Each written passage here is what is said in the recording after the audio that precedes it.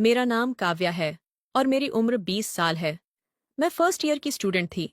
उन दिनों गर्मी शुरू हो गई थी, इसलिए हमें कॉलेज से छुट्टियां मिल गई थीं।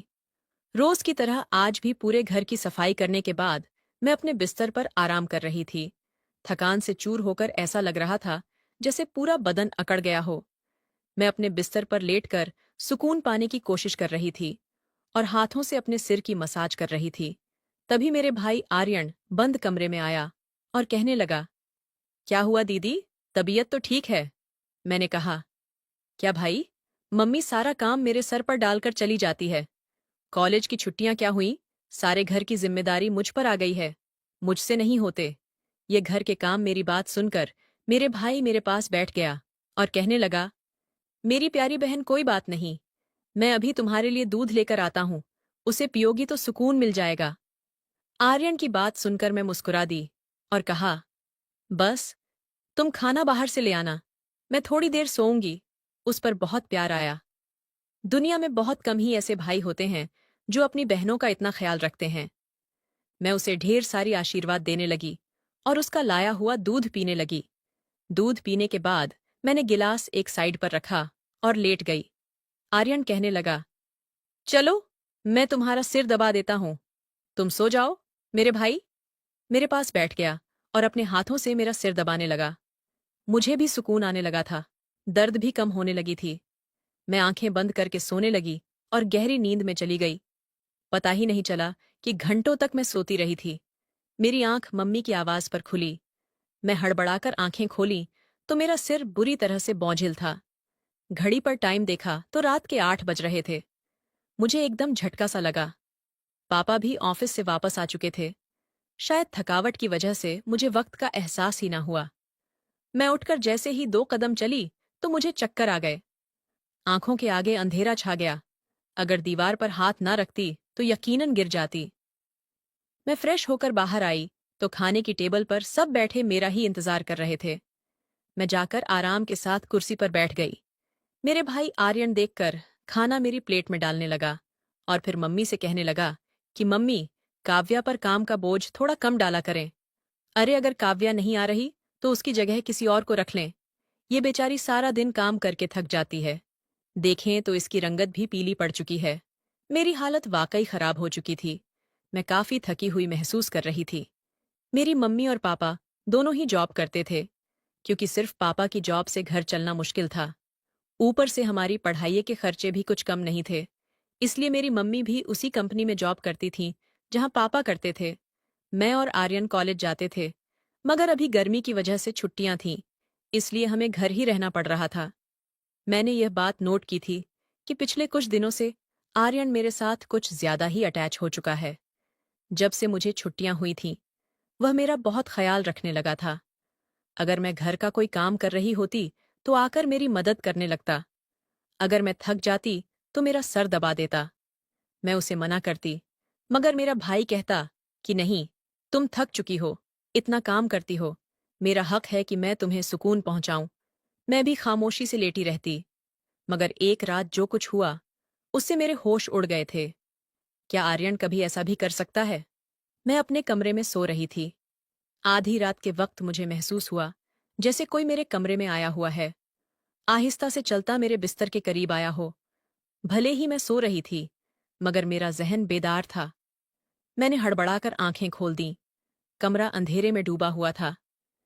जब मैंने उठकर देखा तो अंदर कोई भी नहीं था। बस कमरे का दरवाजा थोड़ा खुला हुआ था। मैं सोने से पहले हमेशा दरवाजा बंद करके सोती थी, फिर खुद कैसे खुल सकता था। मैं नींद से भरी आंखों से उठी और दरवाजे को लॉक करने लगी। दरवाजा लॉक करने के बाद दोबारा पलटकर बिस्तर पर सो गई। मेरी आंखें बंद होते ही एक बार फिर मुझे किसी की आने की आहट सुनाई देने लगी, जैसे कोई बिस्तर पर मेरे पास बैठ रहा हो।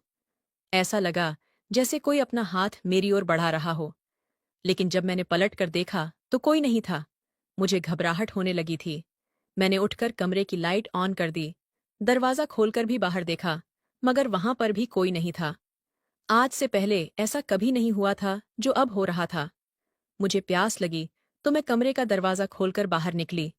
उसी वक्त आर्यन भी अपने कमरे से बाहर निकला। मुझे देखकर उसने पूछा, क्या बात है? आप अभी तक जाग रही हैं? मैंने जवाब दिया, कुछ नहीं, बस ऐसा महसूस हुआ जैसे कमरे में कोई मौजूद हो। पानी पीकर मैं दोबारा कमरे में आई और पीछे पीछे मेरा भाई भी आ गया। मेरे भाई ने कहा, आपको डरने की जरूरत नहीं है। अगर आपको डर लग रहा है तो मैं आपके पास सो जाता हूं।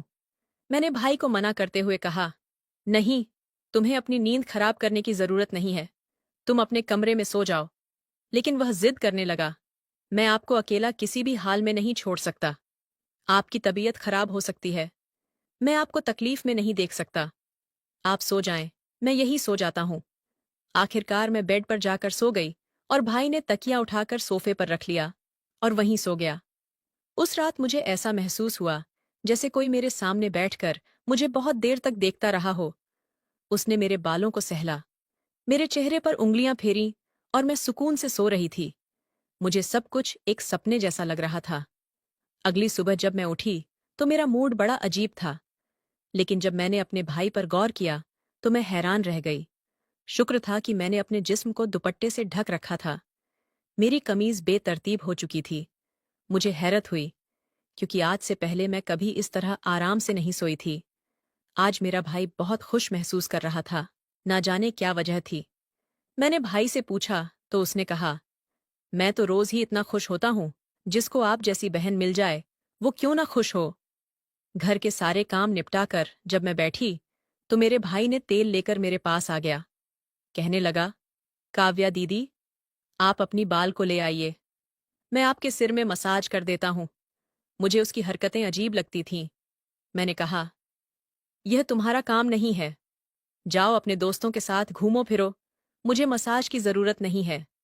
मगर उसने मेरी बात नहीं मानी और खुद ही मेरे बालों से कैचर उतार कर कहने लगा, आप नखरे मत किया करें, किस्मत वालों को ही ऐसे भाई मिलते हैं। जब आपका भाई आपके खूबसूरत रेशमी बालों में मसाज करना चाहता है तो आपको क्या समस्या हो सकती है। आ जाइए, मैं आपके सर की मसाज कर देता हूं, आपको बहुत सुकून मिलेगा। वह मुझे उठाकर कमरे में ले गया।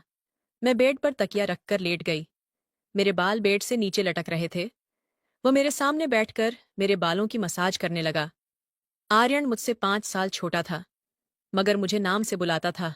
कहता, आप इतनी प्यारी हैं कि आपको देखकर दिल करता है कि आप हमेशा इसी तरह मुस्कुराती रहे और मैं आपकी लाड उठाता रहूं। भाई मेरे बालों की मसाज कर रहा था और उसके हाथों में जैसे जादू था। मुझे इतना मजा आया कि मैं नींद की वादियों में खोने लगी। तेल की खुशबू भी बहुत जबरदस्त थी। मैंने अपने भाई से पूछा, ये कौन सा तेल है? वह बोला, ये बहुत ही खास तेल है, खास आपके लिए। आपके जो इतने हसीन बाल हैं ना, ये उन्हीं बालों के लिए बना है। उसकी बातें बहुत प्यारी थीं। मैं समझ नहीं पाती थी कि वह किस तरीके से बात कर रहा है। बहरहाल मसाज के दौरान ही मैं नींद में खोने लगी। कुछ देर बाद जब मेरी आंख खुली तो मेरा पूरा बदन दर्द से टूट रहा था। ऐसा लग रहा था जैसे मेरी टांगों पर बहुत ज्यादा वजन रख दिया गया हो। पूरे बदन में दर्द कर रहा था। धीरे धीरे उठकर बैठी और आसपास देखने लगी। जब मैं अपने भाई पर गौर किया तो वो पूरी तरह भीगी हुई थी, जैसे किसी ने नहला दी हो। कपड़े गीले थे, पंखा बंद था और गर्मी थी। ये सब क्या हो रहा था? मैं बड़ी मुश्किल से बेड से उठी। मुझे चक्कर आ रहे थे, चलना मुश्किल हो रहा था। मैं अपनी हालत समझ नहीं पा रही थी कि यह सब क्या हो रहा है। बड़ी मुश्किल से चलकर बाथरूम गई और फ्रेश हुई। अपनी हालत पर गौर किया तो ऐसा लगा जैसे मैंने सोया नहीं, बल्कि कोई मेहनत वाला काम कर रही थी। जब मैं कमरे से बाहर निकली तो मुझे फुसफुसाने की आवाज आई। ऐसा लग रहा था जैसे कोई किसी से बात कर रहा हो। घर में मेरे और भाई के अलावा कोई नहीं था। फिर वह किसके साथ बात कर रहा था? मैं पहले किचन में पानी पीने गई, मगर तब तक आवाज आनी बंद हो गई थी। मैं किचन के दरवाजे के पास खड़ी थी जब मेरे भाई कमरे से निकला। उसके हाथ में काफी पैसे थे, जिन्हें देखकर वह मुस्कुरा रहा था। अगले ही पल उसकी नजर मुझ पर पड़ी। मुझे देखकर कहने लगा, काव्या, आप उड़ गई। मैं चलते हुए उसके करीब आई। वह हड़बड़ाकर पैसे अपनी पैंट की जेब में डाल रहा था, मगर मैंने भाई का हाथ पकड़कर उन पैसों को सामने लाकर कहा, इतने पैसे तुम्हारे पास कहाँ से आए? वह नजरें झुका चुका था। कहने लगा, आप प्लीज पापा को मत बताना। मैं ताज्जुब में थी कि उसने यह पैसे पापा के क्यों नहीं दिए। मैंने सख्ती से पूछा तो वह सहम गया। कहने लगा, ये पैसे तो पापा के एक दोस्त ने कई साल पुराने कर्ज के रूप में लौटाए थे। मैंने सोचा था कि इनसे ही मोबाइल लूंगा, लेकिन उसने पैसे मुझे थमा दिए। मैंने कहा, हाँ, तुमने अच्छा किया। घर के हालात देखो, किस कदर खराब हैं। हमारे माँ बाप दोनों नौकरी कर रहे हैं और तुम मोबाइल लेने की बात कर रहे हो। वह शर्मिंदा था। वह पैसे रात को पापा को दे दिए थे। उस रात भाई ने मुझसे कोई बात नहीं की और जल्दी सोने चला गया। अगले दिन मैं किचन में काम कर रही थी जब आर्यन अपने दोस्तों के साथ घर में दाखिल हुआ। वह जितनी हैरान होती उतना कम था, क्योंकि वह अपने दोस्तों को सीधा लाउंज में ही ले आया था। उस वक्त मैं दुपट्टा उतार कर बर्तन धो रही थी। जब वह सब हंसते हुए अंदर आए, मैंने तुरंत दुपट्टा किया और फिर आर्यन को समझाने लगी कि यह क्या तरीका है। तुम जानते हो इस वक्त मम्मी पापा घर पर नहीं है, फिर भी इन लोगों को घर ले आए हो। आर्यन कहने लगा, यह मेरा घर है। जब आपको मेरा ख्याल नहीं है तो मैं आपका ख्याल क्यों करूं? अच्छा खाना तैयार करो, मेरे बहुत खास दोस्त हैं। वह मुझसे काफी नाराज हो चुका था, मगर अब मैं क्या करती? खाना तो बनाना जरूरी था। मैं उसके दोस्तों के लिए खाना बनाने लगी तो मेरे भाई ने बोला, खाना परोसने भी तुम खुद ही आओगी? मुझे आर्यन का रवैया हैरान कर रहा था। छोटी सी बात पर वह ऐसे कैसे बदल सकता था? मैंने खाना टेबल पर लगा दिया। मैंने गौर किया कि उसके दोस्त बार बार मुझे घूर कर देख रहे थे। वे सभी आर्यन की उम्र से बड़े थे और अजीब तरीके से घूर रहे थे, जैसे कच्चा ही खा जाएंगे। मैं अपने कमरे में चली गई। जैसे ही वे गए तो मैं आर्यन पर फट पड़ी कि दोबारा तुम्हारे दोस्त मुझे इस घर में नजर न आए। मगर वह तो अगले ही पल मेरे गाल थाम कर कहने लगा, इतना गुस्सा कहाँ से आता है? नहीं आएंगे वे दोबारा। मगर आप इस बारे में मम्मी पापा को कुछ नहीं बताएंगे? कैसा लड़का था! यह कभी प्यार जताने लगता तो कभी चिढ़ने लगता। खैर, मैंने सर हिला दिया और अपने कमरे में चली गई। मुझे आर्यन की हरकतें कुछ मुश्किल सी लगने लगी थीं, क्योंकि वह मुझे अजीब तरह से देखने लगा था। उस रोज भी जब मैं अपने कमरे में आराम करने के लिए सोई, तो अचानक मुझे अपने पैरों पर किसी के हाथ महसूस हुए। मैंने आंखें खोलीं, तो आर्यन मेरे पैरों को अपनी गोद में रखकर मसाज दे रहा था। मैंने उसे ऐसा करने से मना किया, मगर वह कहने लगा, मैं जो कर रहा हूं मुझे करने दें। इस घर में एक मैं ही हूं जिसे आपकी इतनी फिक्र है। मम्मी पापा को तो काम से ही फुर्सत नहीं है। खैर, मैं भी थक चुकी थी। आंखें बंद की और सोने लगी। आर्यन के हाथों के मसाज से मैं नींद की गहराई में खोने लगी थी। मगर जब मेरी आंख खुली तो मेरे होश उड़ गए। मेरा सर बुरी तरह चकरा रहा था। बिस्तर की चादर बिल्कुल बेतरतीब हो चुकी थी। बिस्तर पर एक शर्ट और एक मेल परफ्यूम पड़ा था। ये सामान किसका था? मैं तो कुछ भी बोल नहीं सकी। सर में इतनी तेज दर्द था कि मैं दोबारा बिस्तर पर गिर गई। ऐसा लग रहा था जैसे किसी ने मुझे बेहोशी की दवा पिला दी हो। मेरे पास में फुसफुसाने की आवाज आ रही थी, मगर कौन बोल रहा था यह मैं पहचान नहीं सकी। मुझे तो बस आर्यन की आवाज सुनाई दे रही थी। ऐसा लग रहा था जैसे वह मेरे कमरे में मौजूद हो और मुझे उठाने की कोशिश कर रहा हो। कुछ देर बाद जब मेरी आंख खुली तो सारा दृश्य मेरी नजरों के सामने घूमने लगा। मैंने सबसे पहले बेड की तरफ देखा, जहां शर्ट और परफ्यूम पड़े थे, मगर अब वहां कुछ भी नहीं था। आज फिर मेरी हालत बड़ी अजीब थी। मैं बच्ची तो नहीं थी जो यह सब कुछ समझ न पाती। घर में मेरे और आर्यन के अलावा और कोई नहीं था। फिर मेरे सोने के बाद ऐसा क्या होता था कि मेरा पूरा शरीर पानी से नहला दिया गया हो? सिर्फ इतना ही नहीं, मेरा शरीर दर्द से चूर था और रंगत भी बिल्कुल पीली हो चुकी थी। दिन ब दिन भी आर्यन मेरे करीब आने की कोशिश कर रहा था, मगर मैं बहाना बनाकर अपने कमरे में आ गई थी। दिमाग में अजीब से विचार आने लगे थे। तबीयत भी काफी खराब थी। मेरी हालत देखकर माँ भी परेशान होने लगी। उन्होंने कहा कि वे अगले दिन ऑफिस से छुट्टी लेकर मुझे डॉक्टर के पास ले जाएंगी, ताकि पता चल सके कि मुझे क्या समस्या है। उस रात मैं बार बार उठ रही थी और ठीक से सो नहीं पाई। अगले दिन मेरे माता पिता हमेशा की तरह अपने काम पर चले गए थे। उन्हें शायद मेरी परवाह नहीं थी। मैं खुद ही डॉक्टर के पास गई, जहां अल्ट्रासाउंड में पता चला कि मैं गर्भवती हूं। आखिर यह सब मेरे साथ कौन कर सकता था? आर्यन मेरा भाई था, लेकिन फिर मेरे दिमाग में यह बात आई कि मैं उसे सगा भाई समझती हूँ। बात ऐसी थी कि किसी से छिपी नहीं थी कि मेरा सौतेला भाई है। वह मेरी माँ की दूसरी शादी से है, जबकि मैं माँ की पहली शादी की औलाद हूँ। इस तरह की बातें मुझे गलत सोचने पर मजबूर कर रही थीं। समझ नहीं आ रहा था कि कैसे अपने माँ बाप को यह बात बताऊं। आर्यन, मेरा सौतेला भाई, जब मेरे पास बैठता तो कभी मेरा हाथ पकड़ता तो कभी मेरे गाल खींच देता। एक दिन मैं अस्पताल गई और अबॉर्शन से पहले डॉक्टर से कहा कि इस बच्चे का डीएनए टेस्ट करें। डॉक्टर ने रिपोर्ट दी और जब मैंने देखा तो मेरी सांसें थम गईं। जो मैं समझ रही थी वैसा कुछ नहीं था। बच्चा किसी और का था, लेकिन कौन हो सकता था? मैंने अपने कमरे में मोबाइल का कैमरा फिट कर दिया। एक दिन जब माँ बाप घर पर नहीं थे, आर्यन फिर मेरे पास आया और मेरे सिर की मालिश करने लगा। मैंने बहुत कोशिश की कि ना सोऊं, लेकिन तेल में शायद बेहोशी की दवा थी। जैसे ही मैं उसे सूंघी बेहोश हो गई। 2 घंटे बाद होश आया। माँ बाप भी घर लौट आए थे। जब मैंने कैमरे की रिकॉर्डिंग देखी तो जैसे पैरों तले जमीन खिसक गई। आर्यन मेरे कमरे में अपने उबास दोस्तों को लाता था, जो मेरे साथ बुरा बर्ताव करते थे। अपना काम पूरा करने के बाद वे आर्यन को पैसे देते और चले जाते। ये जानकर मैं टूट गई थी। मैंने कमरे से बाहर जाकर आर्यन का गिरेबान पकड़ा और थप्पड़ की बरसात कर दी। मम्मी पापा भी आ गए और पापा ने गुस्से से मेरे हाथ पकड़ लिए। होश में हो क्या? पागल हो गई हो? क्यों मार रही हो?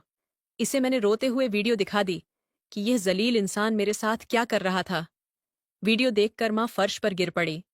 पापा को भी विश्वास नहीं हो रहा था। उन्होंने आर्यन को पकड़कर बहुत मारा। उसके मुंह और नाक से खून बह रहा था। आर्यन ने गुस्से में कहा, मैंने इसे कभी अपनी बहन समझा ही नहीं। मुझे पैसों की जरूरत थी। लोग इसके लाखों रुपए देने को तैयार थे। मुझे अपनी जरूरतें पूरी करनी थीं, इसलिए मैंने यह कदम उठाया।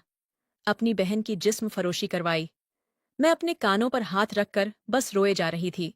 पापा ने उसे इतना मारा कि वह लहूलुहान हो गया, मगर जैसे तैसे खुद को उनसे छुड़वाकर घर से भाग गया और फिर कभी पलटकर उस घर में नहीं आया। मेरे पेट में पल रहा बच्चा नाजायज था, जिसका मैंने अब पसंद तो करवा दिया। मगर आर्यन ने जिस कदर घिनौना खेल मेरे साथ खेला था, मैं मरते दम तक नहीं भूल सकूंगी। भाई वही होता है जो आपके सगे वाले देन से हो। किसी भी अनजान मर्द के सहारे अपनी जवान जवान बेटी को छोड़ना बहुत बड़ी बेवकूफ़ी है, क्योंकि शैतान परस्त मर्द हर वक्त इस आर में रहते हैं कि वह किसी न किसी बिनती हवा की इज्जत को नीलाम करें। अपनी बेटी को साथ पर्दे में रखें और कभी किसी भी अनजान मर्द के सहारे पर उन्हें अकेला ना छोड़े। इस सारे मामले में गलती किसकी थी? मेरे माँ बाप की, जो पैसा कमाने के चक्कर में बच्चों से बिल्कुल ही बेफिक्र हो गए थे, या फिर मेरी कि मैं अपने सौतेले भाई के साथ अकेली इस घर में रहती थी और उस पर हद से ज्यादा एतबार करती थी, उसे अपना सगा भाई समझती थी। तो दोस्तों, आपको ये कहानी कैसी लगी? कमेंट करके जरूर बताएं। अगर आपको ये कहानी पसंद आई हो तो इसे लाइक करें और अपने दोस्तों के साथ शेयर करें।